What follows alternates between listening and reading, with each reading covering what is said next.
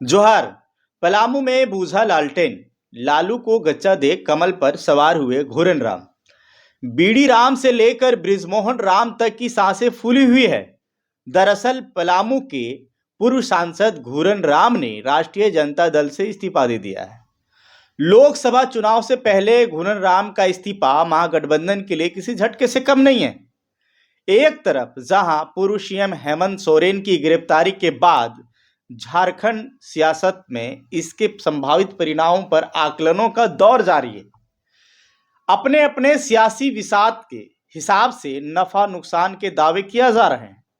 जहां भाजपा इस बात की ताल ठोक रही है कि हेमंत की गिरफ्तारी के बाद झामुमो का पतन की शुरुआत होने वाली है। भाजपा सांसद निशिकांत दुबे तो बजाबते अपने सोशल मीडिया पर इस बात की भविष्यवाणी कर रहे हैं कि 2024 का साल झामुमो कांग्रेस के लिए टुकड़े टुकड़े में बिखरने का साल है। जबकि दूसरी ओर झामुमो को हेमंत की गिरफ्तारी के बाद पूरे झारखंड में आदिवासी मूलवासियों के बीच एक तूफान खड़ा होता नजर आता है। उसे इस बात का यकीन है कि आदिवासियों मूलवासियों में पनप रहे इस गुस्से और आग में भाजपा के हिस्से कुछ आने वाला नहीं है। इस बीच इन विरोधी दावों से आगे निकल सियासी दलों के द्वारा 2024 के चुनावी समीकरण को साधने की तैयारी भी की जा रही है। बेहद सधे अंदाज में अपने अपने महारथियों की जमीनी ताकत का आकलन और बदलते सियासी हालात में अपने अपने सामाजिक समीकरणों को धारदार बनाने की कवायद भी की जा रही है।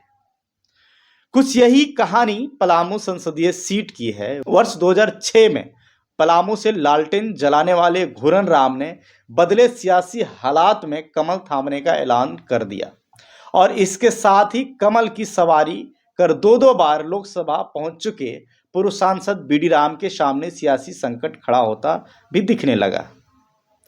क्योंकि इन लोकसभा चुनाव के पहले जिस अंदाज में घूरन राम का भाजपा में एंट्री हुई है, उसके बाद बीडी राम को इस बात का आशंका जताने लगी है कि इस बार उनके लिए कमल की सवारी आसान नहीं है। और यह निराशा सिर्फ बीडी राम की नहीं है। निराशा तो वर्ष 1996, 1998 और 1999 में लगातार इस सीट से भाजपा का कमल खिलाने वाले बृजमोहन राम भी है।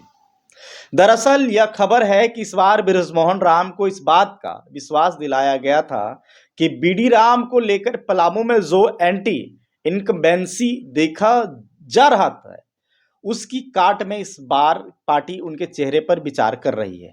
और इस आश्वासन के बाद बृजमोहन राम अपनी गतिविधियों को तेज भी कर चुके थे। एक बार फिर से क्षेत्र भ्रमण की शुरुआत हो चुकी थी, लेकिन एक वक्त पर घूरन राम की पलटी ने पूरा खेल बिगाड़ दिया।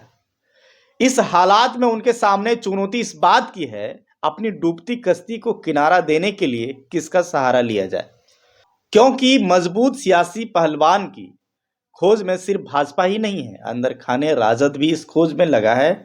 और दावा तो यह भी किया जाता है कि 2009, 2014 और 2019 में लगातार अवसर देने के बावजूद भी घूरन राम पलामू में लालटेन जलाने में जब नाकामयाब रहे तो राजद ने घूरन राम से किनारा करने का मन बना लिया था।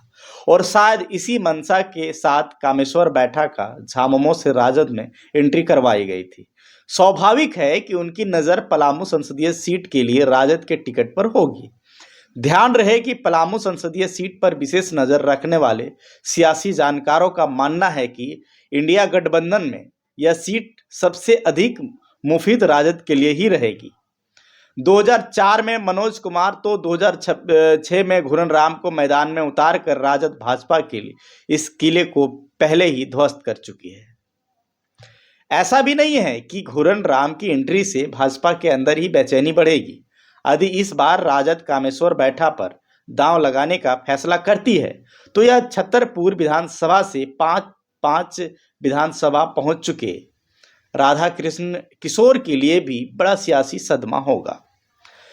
यहाँ यह जानना भी दिलचस्प होगा कि राधा कृष्ण किशोर के लिए राजद उनके सियासी कैरियर की 5वीं पार्टी है। राजद कोटे से मंत्री सत्यानंद भोक्ता ने उन्हें पलामू संसदीय सीट का ऑफर देकर ही लालटेन थमाया था, जबकि खुद सत्यानंद भोक्ता की नज़र चतरा सीट पर लगी हुई है। जहां तक कांग्रेस की बात है तो अब तक 6 बार वह इस संसदीय सीट पर अपना कमाल दिखा चुके हैं। लेकिन जानकारों का आकलन है कि आज के दिन कांग्रेस के पास वह हैसियत बची नहीं है। पलामू किले को ध्वस्त करने के लिए उनके पास आज अनुसूचित जाति से आने वाला कोई दमदार चेहरा नहीं है। हालांकि कांग्रेस के पास KN त्रिपाठी जैसे जुझारू नेता आज भी मौजूद है, लेकिन यहाँ तो सवाल अनुसूचित जाति के चेहरे का है और वह भी स्थानीय, और यहीं से बाजी कांग्रेस के हाथ से बाहर जाती दिखने लगती है। इस हालात में यह दावा किया जा रहा है कि भाजपा के इस किले में वेटिंग के लिए इंडिया गठबंधन की ओर से राजद को मौका दिया जा सकता है और यदि राजद के लालटेन को कांग्रेस के KN त्रिपाठी झामुमो के दूसरे नेताओं के द्वारा केरोसिन भरा जाता है तो मुकाबला बेहद दिलचस्प हो सकता है और बहुत संभव है कि यह सीट एक फिर से इंडिया गठबंधन के खाते में चला भी जाए। इसके पक्ष में तर्क यह दिया जा रहा है कि जिस प्रकार से बिहार में जातीय जनगणना के आंकड़े सार्वजनिक किए गए हैं उसका असर पलामू की राजनीति में पड़ना तय है। वैसे ही पलामू में राजद का मजबूत जनाधार रहा है। यदि उसी जनाधार को कांग्रेस और झामुमो के द्वारा मजबूती प्रदान की जाती है तो भाजपा के इस किले को ध्वस्त किया जा सकता है, खासकर तब जब खुद भाजपा के अंदर भी कई गुट बताए जा रहे हैं और दावा किया जा रहा है कि 2014 और 2019 में लगातार जीत के बाद भाजपा के खिलाफ यहां एक मजबूत एंटी इनकम्बेंसी की झलक देखने को मिल रही है।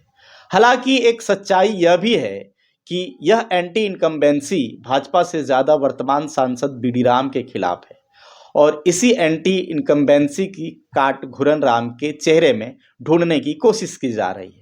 लेकिन कुल मिलाकर स्थिति यही है कि राजद में भी इस बार घुरन राम के हाथ लालटेन नहीं आने वाले था और इसी सियासी विश्वस्तता में घुरन राम ने कमल की सवारी करने का फैसला लिया है। अब ये देखना दिलचस्प होगा कि ये लोकसभा चुनाव में क्या कुछ होता है। कमल अपना कमाल कर पाती है या लालटेन की बत्ती जलेगी, क्या कुछ होगा। देखिए, बने रहिए आईना प्लस के साथ और दीजिए पंकज को इजाजत। जोहार।